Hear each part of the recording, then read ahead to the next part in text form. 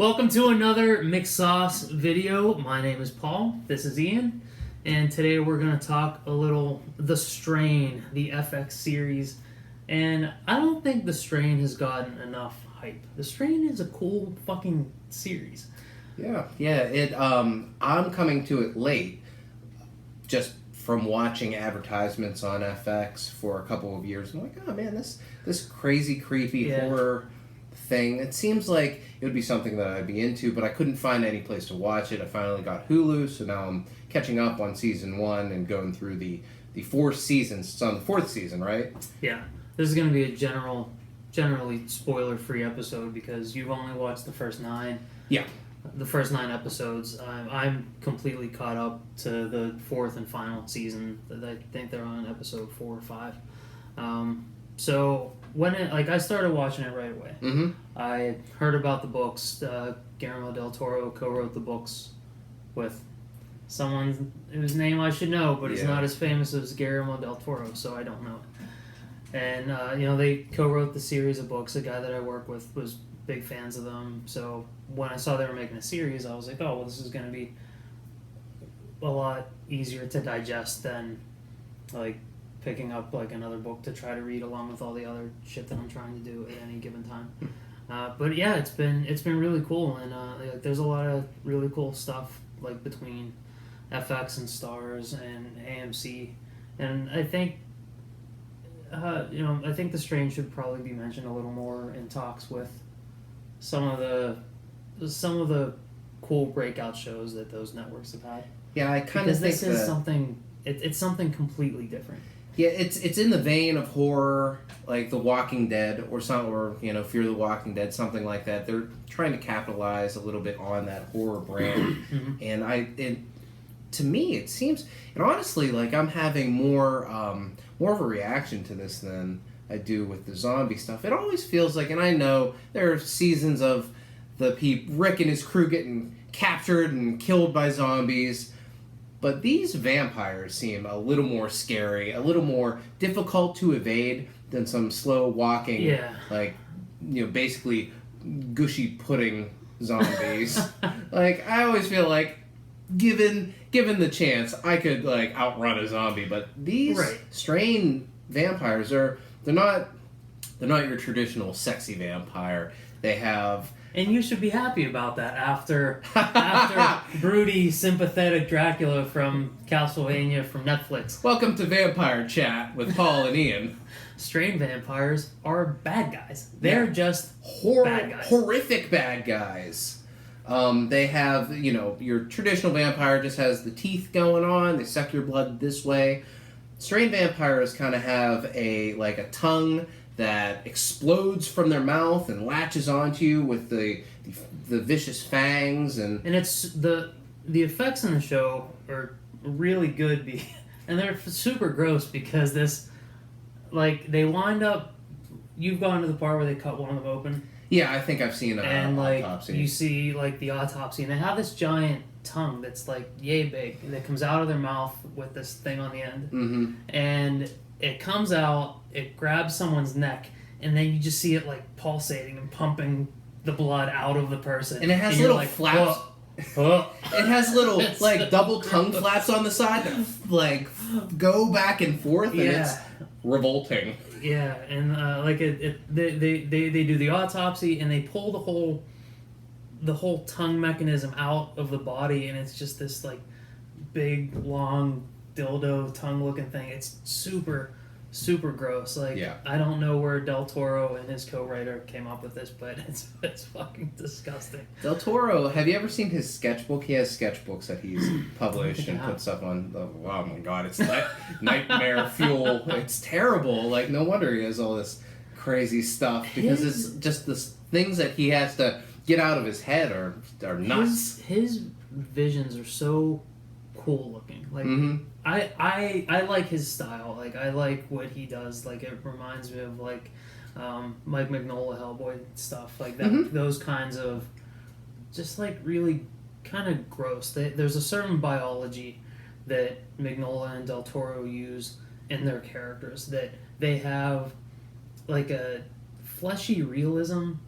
It's not just some like ghost monster or something. There's like the best way I can describe it is there's just really gross biology happening in the drawings that just makes you like, ugh.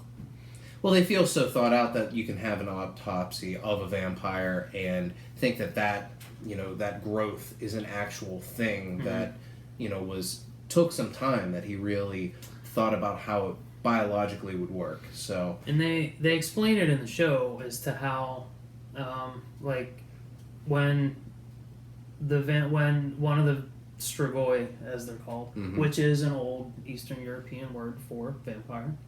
That's just another. Make that up, which I really liked. I was like, strigoi, what the fuck are they talking about? Then I looked it up. I was like, oh shit, these guys did their research. That's another like Mike Mignola kind of thing where he pulls from old Romanian tales and things from Eastern Europe that are actual lore and turns them into these fleshed out versions of things that are in Hellboy and BPRD. And it does like sort of ground it in realism to me, at least. So yeah. Same kind of dynamic here.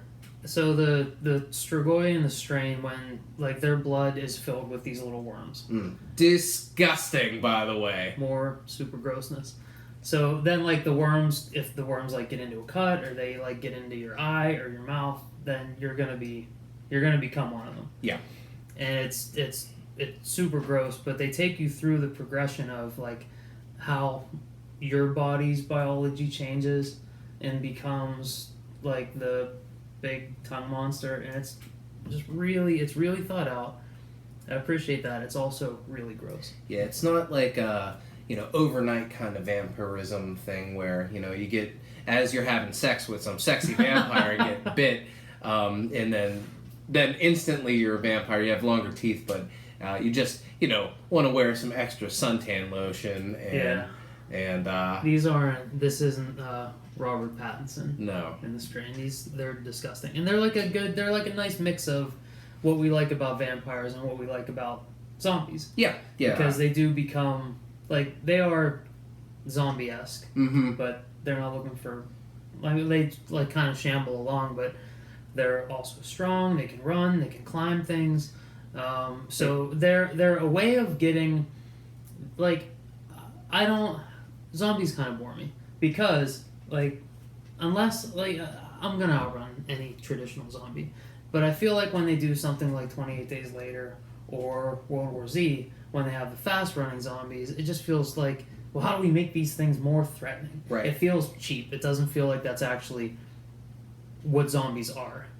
But this, when you blend, like, the vampire nature with, like, the mindlessness of these vampires, it makes it something completely new and something way more legitimately threatening.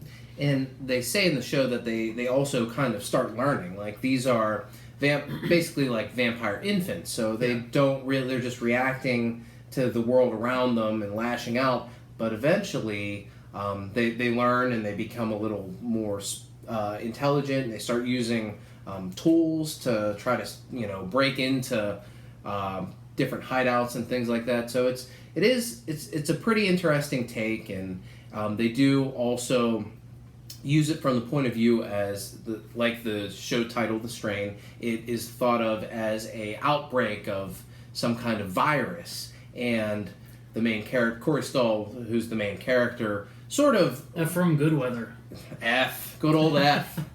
He's a scientist that's having a very difficult time coming to terms with this being vampires and naming it vampires, and he's still trying to talk about it as if it's this outbreak of a contagion.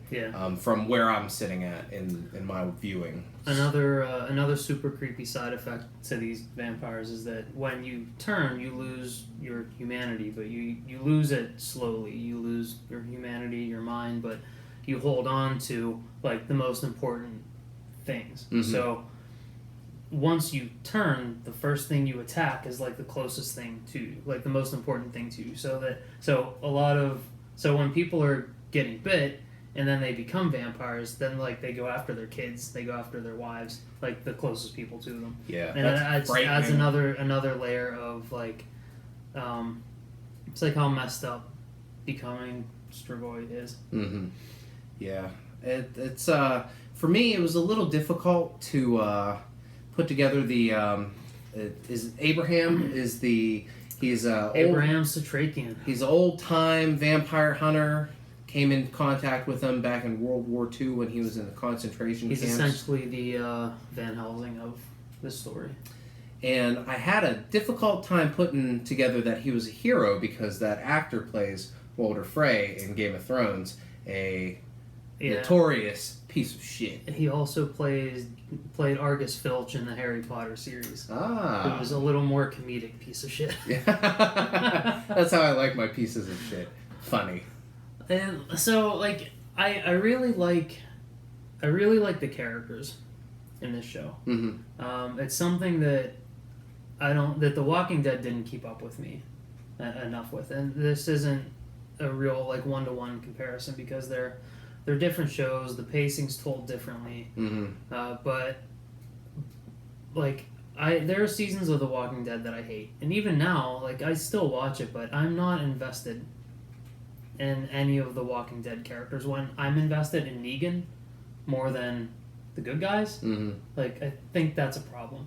Though I really love Thomas Eichhorst, the German bad guy, the former Nazi Thomas Eichhorst in The Strain. Like Richard Samuel's the actor, and he plays him so fucking good and so creepy. He's super my favorite part of the show, but like it. While as much as I love him, like I also love Cory Soul as F. I love the guy that plays Vasily Fett. Abraham Satrakian is great. Like I love all of the characters in The Strain. I love the heroes. I'm invested in the people that I should be following. Whereas like Walking Dead, they just made everyone too broody and it's like they went too gray area. Yeah, and maybe that's an effect of when you have so many seasons, and The Walking Dead has been, it has a ton of seasons that has to fill in with a lot of different stuff. The Strain, 4 seasons. I'm assuming that it's pretty streamlined, pretty tight, and they just kind of get to the major points. One thing that I'm really excited to see and get more information on, there's a point midway through the first season where we get these sort of like this like vampire. So each season's hit squad or something. Season's 10 episodes, right? I think so. I'm on episode 9. Why didn't you just finish? Because I had to come here and do this with you. Dedication. But there were some kind of there's a family that's getting attacked by a newly turned vampire, and this like team of vampire assassins comes flying in and saves these people, and that happened in like episode 5, and now they've gone for a couple more episodes, and I'm like, that's why I kept watching today. I wanted to know more about that. So it's cool because it's changing a little bit of the dynamic on what these vampires eventually can become. In The Walking Dead, you kind of, they're zombies and that's about it. And like, I understand The Walking Dead isn't about the zombies. I get it. I know that that's what The Walking Dead is.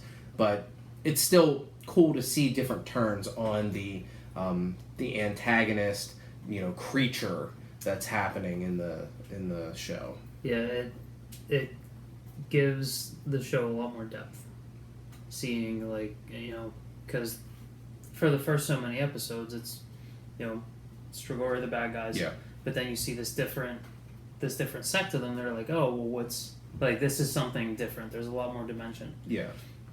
And even the way the Master's handled, you get us like there's more to the vampires and the antagonists in The Strain than just we're out to kill. They're still bad guys. They're not like Shammy Sham Castlevania Dracula who's just super sad, so he's burning villages to the ground. Like, but they're bad guys, but they're bad guys with a plan. And it also points to like a bigger world where honestly, in The Walking Dead, might just be Atlanta's fucked up. We don't know, you really don't get outside, whereas in The Strain you get to see not only is this happening in present day, but it's far reaching and it's this worldwide sort of conspiracy that's happening, and it's happening in these different places, and there are other entities that are aware of this thing. So I think that it just makes it more of a bigger place for them to write this story than the kind of narrow take that The Walking Dead has. Even though they branched off, they do Fear the Walking Dead, but it's still, you know. I like that the vampires in The Strain pretty much keep to standard vampire lore. Mm-hmm. You know, silver can hurt them, daylight hurts them, UV rays. They can't cross open water, which is really neat. Yeah, that is cool. Like, there's, like, they're vampires. Like, I like it. Yeah. They're vampires, they're the bad guys, they suck blood, they're creepy. Yeah. And the rest of the cast, like, the good guys, like, I'm all in. Like, I love Gus. Yeah. Like, I don't, at the point you're at, I don't think Gus has met anyone else yet. Not any of the main people, but yeah, they kind of start off with him sort of doing a lot of his own thing. So, yeah. Yeah, and that happens for a long time. Yeah. And, like, because you see different pieces of the characters, like, put on the board, but they don't all meet up right away. Mm-hmm. Or they meet up in ways that you wouldn't expect. Yeah. But they're all interesting characters in their own right. And even through the next couple seasons, there's other characters introduced that that you get invested in. Mm-hmm. And it's a really cool series. Like, I really liked it. Yeah, I'm excited. I'm excited to get like sort of an open and closed story too. I'm starting now. By the time that I catch up, I'll probably be able to continue to watch season 4 as it unfolds and get the entirety of the story. So yeah, I'm excited. It was I'm glad that I was able to check it out and we were able to talk about it today. Yeah, it takes some turns that I didn't expect. And before we sign off, I hate admitting this because I am such a stubborn bastard. I am a stubborn bastard, but I tout my wig prowess. Yeah. About how I can spot a wig from a mile away. Don't fucking come with me with the wig and try to pass it off like it's real hair, because I'm fucking onto you. God damn it. I was like, oh shit. Because eventually, like, Cory Soul doesn't have hair. No, he's a bald guy, and right. I knew about him from his time on House of Cards, where he's bald just like he, and he's pretty clearly bald, like hardcore bald and balding, like it's all gone. I had never seen Cory Soul in anything before The Strain, and he has the most glorious mane of hair in this. And the whole time I'm watching, he's having sex scenes, and I'm like, watch out for that wig. I had never seen Cory Soul before, and looking back on it now, I want to slap myself in the mouth. And like, you fucking moron! How did you not know that was a wig? Because like now, looking back on it, it's so clearly a wig. But I think maybe in season 2 he winds up shaving. He shaves his head, and then you get regular Cory Soul that you see all the time. Yeah, and I was like, look at Cory Stoll's dedication to this role. He shaved his head. And then I think right after that, he was either in Ant-Man or Girls. I think he was in Ant-Man. We talked about him as Marvel's best villain, Darren Cross. And we talked about it. I was like, yeah, you know, and I had seen one episode of The Strain or 2 episodes, and I was like, man, that wig that they give him, and you were flabbergasted. I was so disappointed in myself that I didn't know any better. But yeah, like, holy shit, like, well done, wig team. You got one over on the wig master. I'm glad you like The Strain. I'm really looking forward for you to watch some more and to check in on the McSoss video podcast. Maybe podcast. What do they call this? Vlog. Yeah, sounds like Strigoi. That's gonna do it for us. My name is Paul McGinty. Ian Sharpley. See you next time. Yeah.